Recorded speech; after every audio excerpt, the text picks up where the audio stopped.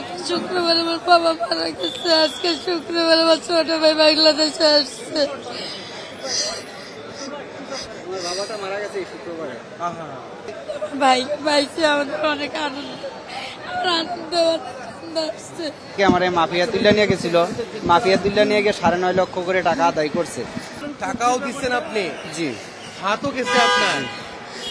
কি টাকা দেওয়ার পরে হাত চলে গেছে নাকি? না না, টাকা হাত যাওয়ার আগে হাত আগে গেছে, পরে এই যে গত 1 তারিখে আমার তুল্লা নিচ্ছে, মাইরা ভিডিও করে বাদ পাঠাইছে, তারপরে বাসাতে টাকা দিছে, টাকা দেওয়ার পরে আমার ছাড়ছে। এরে কয়েক বছর এরা ঘরে এগুলো সব আর বাঙালি মাদারীপুরের নোয়াখালীর এরা কি করে লিবিওর 10,000 20,000 টাকা দিতেছে।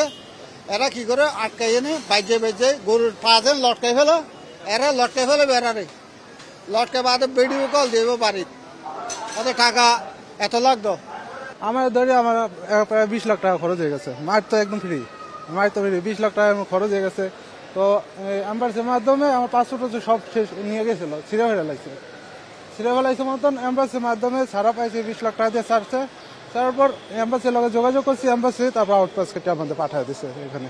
বাংলাদেশের প্রথম ইমিউনিটি বুস্টার সমৃদ্ধ ফ্যান্টাস্টিক হ্যাপি এনার্জি বিস্কিট। আমাদেরকে মনে করেন যে আপনার ওই যে মোটা অঙ্কের স্যালারির প্রলোভন দেখায়, তারপর আমাদেরকে লিবে নিয়ে গেছে যে ওইখানে চাকরি বাকরি অনেক চাকরি বাকরি আছে, যে এটা ইচ্ছা এটা করতে পারবো, আর এত কষ্টের কোনো কাজ নাই, কিন্তু স্যালারিটা খুব মোটা অঙ্কের, এরকম প্রলোভন দেখায় আমাদেরকে লিবে নিয়ে গেছে। লিবে নিয়ে যাওয়ার পরে তারপরে মনে করেন যে আমাদেরকে ওই আপনার একটা ওই চাকরি বাকরি তেমন কোনো কিছু নাই, স্যালারি কিছু নাই, মনে করেন যে নিজে যেই কাজকর্ম কইরা এত কষ্টের কাজকর্ম করে নিজের পেট পালাই মনে করেন যে হয় না। তারপরে আমরা বাড়ি থেকে নিয়ে কিছুদিন চলাফেরা করছি, তারপরে ওরা বলতেছে যে টাকা পয়সা দিয়ে ওই দেশে থেকে কোনো লাভ নাই, ইতালি পাঠিয়ে দেয়। কই এরা ইতালির উদ্দেশ্যে মনে করেন যে আমাদেরকে পাঠাইয়া এরা।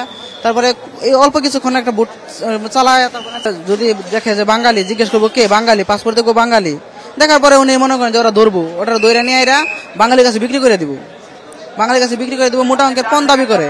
আর কি দেশের মধ্যে কোনো সেফ নাই, কোনো সিকিউরিটি নাই, যে আপনি যে কোনো সময় আপনার রুমের ভিতরে হামলা হতে পারে, রাস্তা থেকে তুলে নিয়ে যেতে পারে, আপনি যেখানে কাজ করতেছেন আপনার কাজের জায়গা থেকে তুলে নিয়ে যেতে পারে, কোনো সিকিউরিটি নাই জীবনের।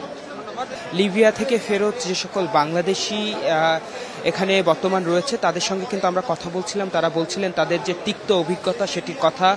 অবৈধভাবে দালালের মাধ্যমে বাংলাদেশ থেকে লিবিয়াতে পাড়ি জমানো, হাজারো স্বপ্ন পূরণের যে আশা ছিল তাদের সে স্বপ্ন কিন্তু একেবারেই ভেঙে গিয়েছে। তারা বলছেন সেখানে বিভিন্ন ভয়াবহ চিত্রের কথা। রেদওয়ান, এই ছিল আমার কাছে সর্বশেষ।